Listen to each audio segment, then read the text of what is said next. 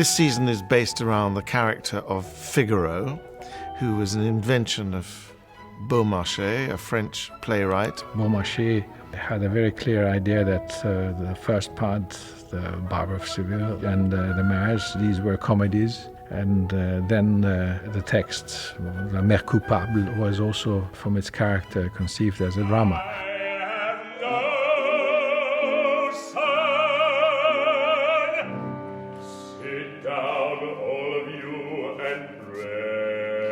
This is the kind of programme that doesn't come round very often, that an opera company devotes its entire output of one season to one character. He created this character who immediately really went on to feature in two of the most famous operas that have ever been written. The Barber of Seville, which is the first part of the Figaro story, followed by The Marriage of Figaro, respectively by Rossini and Mozart.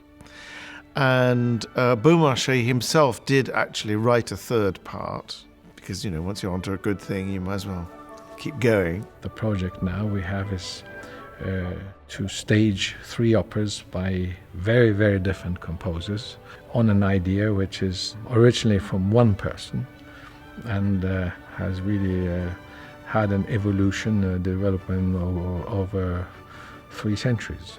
So as well as focusing on the story of one person, they take into account a huge range of musical styles and lots of different characters along the way as well. I thought it would be fun for our opera-going public to experience not only those 2 very well-known pieces, but also what might happen to those characters afterwards in a later manifestation.